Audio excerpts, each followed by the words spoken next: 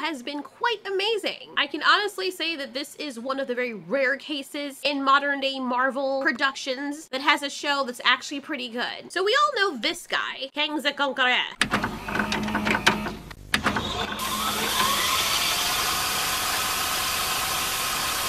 He was supposed to be the big baddie, and he was built up as such in the movie Ant-Man and the Wasp: Quantumania. Except that when we finally got around to seeing him, after many mentions of him being this malevolent force on par with Thanos, or possibly even worse, he was overthrown by a bunch of ants. Let me tell you something! Let me tell you something! Let me tell you something! Let me tell you something! Wait. And it was so easy to defeat this person with an ant colony when nations who already had technology were letting everyone and their grandfathers and grandtitties know that this Kang guy was not to be messed with. He could level whole civilizations. This is the guy that has also destroyed entire universes. And he did not hold back. They really built him up with a flashback in Ant-Man Quantumania that he is someone not to be messed with. He has the power to even take out whole dimensions, as we've seen in Loki, no matter what alien life forms there are. I mean, just look at these wonderful alien Superman-esque powers. He can vaporize just by, like, aiming. I mean, there is no reason why he should have been overthrown. Not to mention, he also has the power of telekinesis. You will bring me what I need, or I will kill you. Yeah, he stole something from me. Do not speak. The man is supposed to be a master strategist, tactician, and field commander. He is said to have superhuman strength, speed, stamina, and durability. Time travel, of course, which we know. Energy hologram and force field projection. And funny enough, his powers are nerfed by about 80% by the end of that movie, which makes all the previous buildup of how dangerous this guy is mean absolutely nothing. Now he's back. Well, sort of. And episode 4 is one of the episodes of any show that I've watched that just subverted the hell out of expectations because, bro. I was here. Yes, I helped win.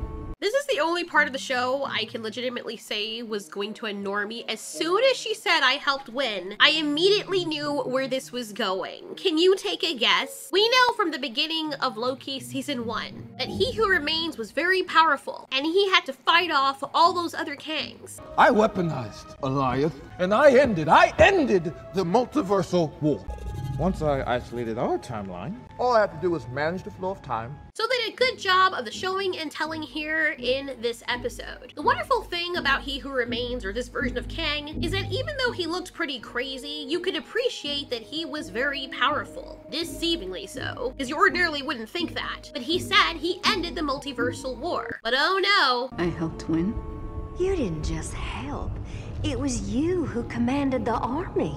Come on, get the fuck out of here. Stop wasting my time. So he built this little tower. And while he sat on his throne, I continued to do all the work to keep him there.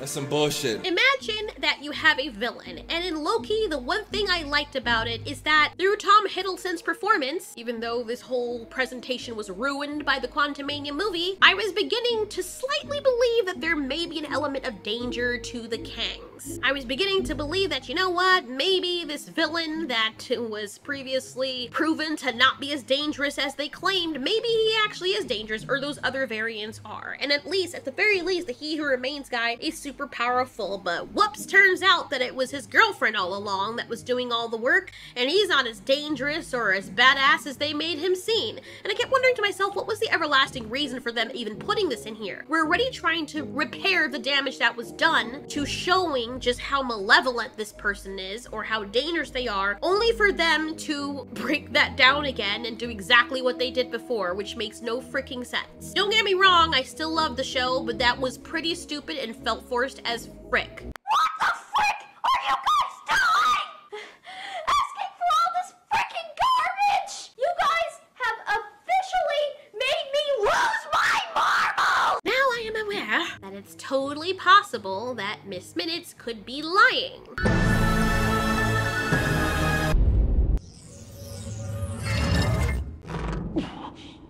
So who is gay? What has me sticking around with the series is Victor Timely, who is very likable, the sexy woman from Lovecraft Country. Not that one. Sylvie is still annoying as ever, but you can kind of understand where she's coming from. And like I mentioned in the other video, I do like the ethical conundrum that they pose in Loki. I mean, if they don't prune all the other branches with living people on there that weren't supposed to exist in the first place, then everybody dies, every single person.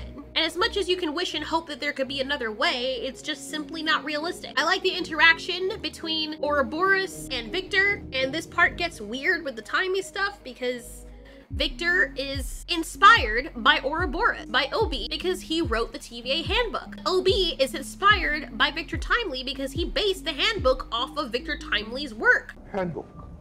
Well, yes I did, but I learned everything I know from a brilliant 19th century inventor named Victor Timely. You're gonna make me cry. So if your work is based on his work and his work is based on your work, Exactly which came first? It's like a snake eating its own tail. Like your name, Ouroboros!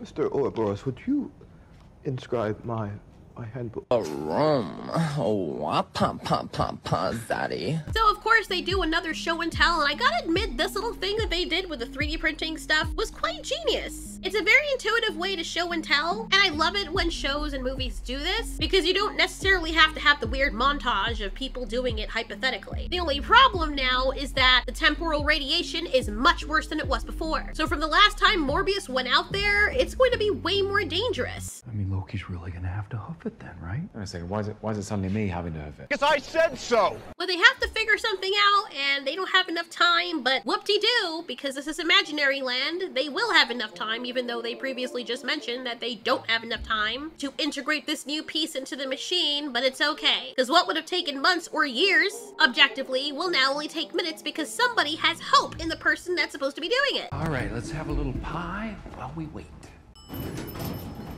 Pie.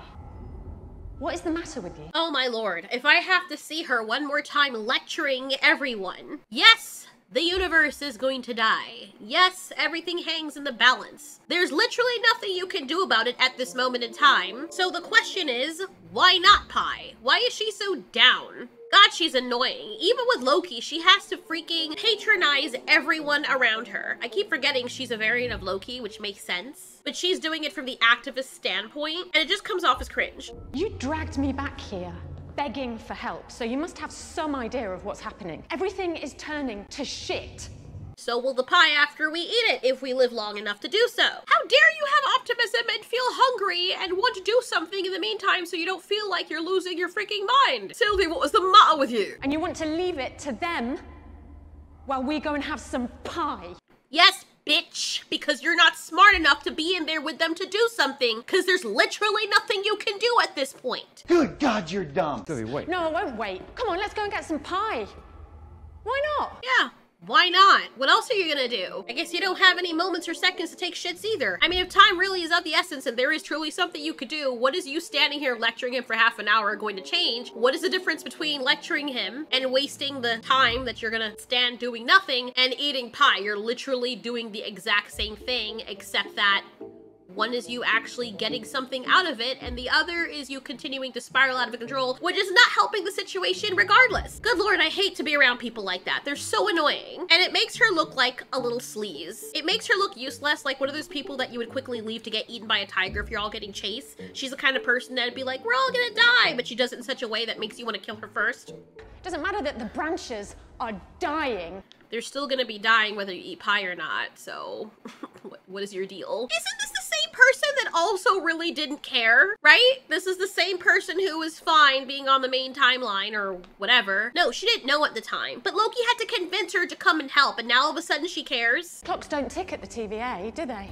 You found out you're a variant, and you haven't even looked, have you? Lines on a monitor. I'm so stressed right now. This is the last thing I needed. How many of these freaking modern TV shows and movies are going to be set up so that a freaking angry ass, violent woman is sitting down there for 5 minutes straight lecturing a dude that has way more experience than her? I cannot with this, bro. Why is it always Marvel that's doing this? They were clearing out a homeless camp in the middle of the night. No, I'm not saying. Where do they expect him to go? But I don't want you wasting your life. At least I'm still trying to do something with mine. I literally saved the world. Oh, did you? Well, yeah, you never mentioned that before. Everybody's got to save the world. How is that? You should write a book about it. Ha ha, hilarious. Yeah, you're welcome for all not being dust. And what do you do now? This bitch can't be serious. Especially your anger. Well, here's the thing, Bruce. I'm great at controlling my anger. I do it all the time. When I'm catcalled in the street, when incompetent men explain my own area of expertise to me, I do it pretty much every day, because if I don't, I will get called emotional or difficult or might just literally get murdered. So I'm an expert at controlling my anger because I do it infinitely more than you. Listen, I know you were always looking for a family, okay? But my Gamora, the one I love, she didn't find it with a group of criminals. She found it with us. People who care about you. I know that's who you still are. Somewhere inside of you. What are you so afraid of in yourself that I need to be something for you? I don't give a shit about your Gamora. Life made me me. Chewy pie. Enjoy that big, wide, cylindrical stick up your freaking tight ass. The TVA members are also trying to plot their escape, or at least waiting to die. Sexy woman is trying to convince them to help her, but they're like, nah, we're good. So we're clear. No, I didn't. I'm here, aren't I? You're only here because you couldn't kill him. Are you fucking— So of course they figure out what to do, and Obi is like the best thing about this. This is the reason why I keep watching. He's one of the best characters. Renslayer had come back and she's like, well, if you guys aren't gonna march with me, then I'm gonna squish you in that tiny little box, except for Brad there, because, you know, he's weak and whatnot. Oh shit! Oh shit! You know how scary that must be? You're locked inside a box and it just keeps getting smaller and smaller, crushing you very slowly, gradually, while you sit there helplessly, not being able to take a next breath because you keep getting squished into everyone. Then your bones start cracking and your eyeballs start bulging. You can't inhale anymore. And every time you exhale, there's no room to expand your lungs anymore. So it just keeps getting tighter and tighter. And your brain is still awake because it's operating at full capacity while you have this deranged clock looking like she's getting off on seeing the whole thing. And you hear the snapping and the people dying until they don't die anymore, bro. Yo, her face, it's not supposed to be funny, but her face was like, the face was getting me.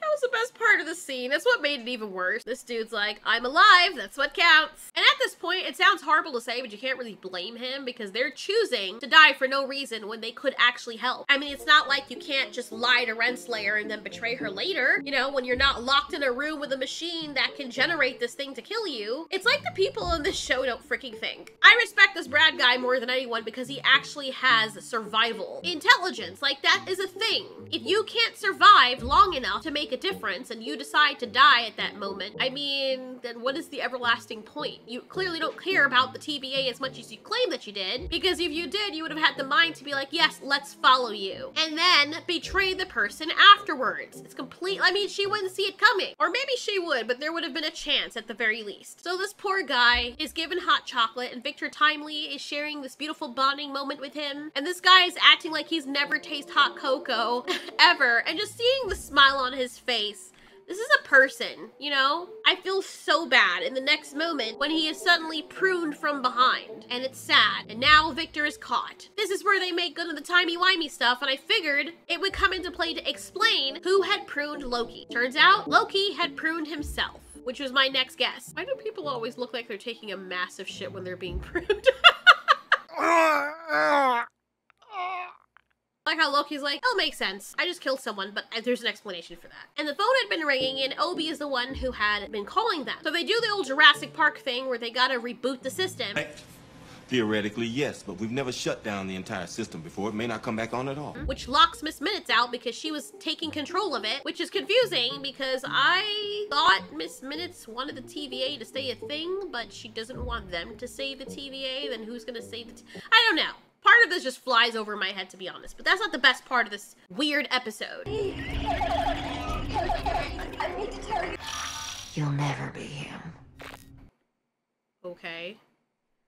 What made you think during this entire interaction you've had with this Victor Timely guy that he wanted to ever be He Who Remains. I mean, everything this guy has done up until this point has shown you, up until him even telling you guys that he doesn't want to be this guy and he's not this guy. You're not that guy. So why do you think that's an insult? You just wasted your breath for no reason. And I say breath because she can't actually breathe, but you know what I mean. With the system rebooted, Loki and Sylvie can use their powers. Victor is free after they save him. They end up pruning Renslayer again, but she can just come back, like, how? So they have to take a temporal scan or of his aura, pseudoscience, and things are getting pretty bad out there. Have to move fast. Who's it gonna be? I'll do it. Wait, it should be me. And for good reason, because if something does go wrong, he claims he's the only one that can fix it since he's already out there, so he's the best person to go out there. Okay. We've already shown Mobius going out there and how fast the decay happens. Never back down, never what? Never give up. Never back down, never what? Never give up. Loki also explains in episode 1 what happens if you stay out there too long. Well, the blast doors will close and lock you out. And then your suit will age away, you will age away, and you'll get very old, and all your skin will get peeled away, and you will die. So now Victor Timely has to make the same walk. Time to be brave. Time to be brave. He is the central character in this, and I absolutely love him, and I actually am worried about him. I feel like it's gonna be one of those situations where he's gonna make it back, and it's gonna be too late, and the blast doors will close. He's going to save the world, but no one's gonna remember him.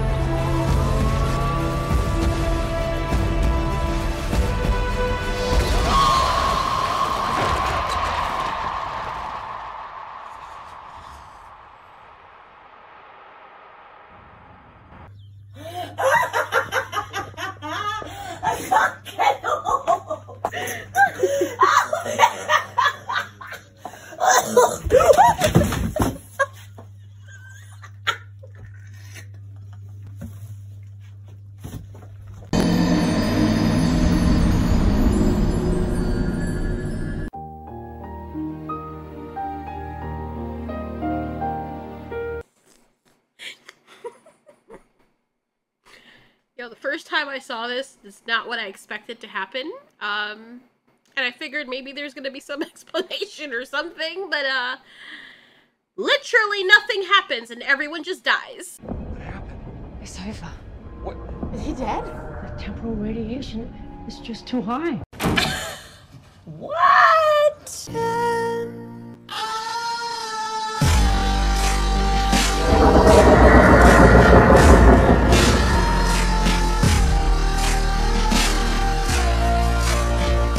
Literally the end of the episode. I'm sorry, it's not funny. It's not funny.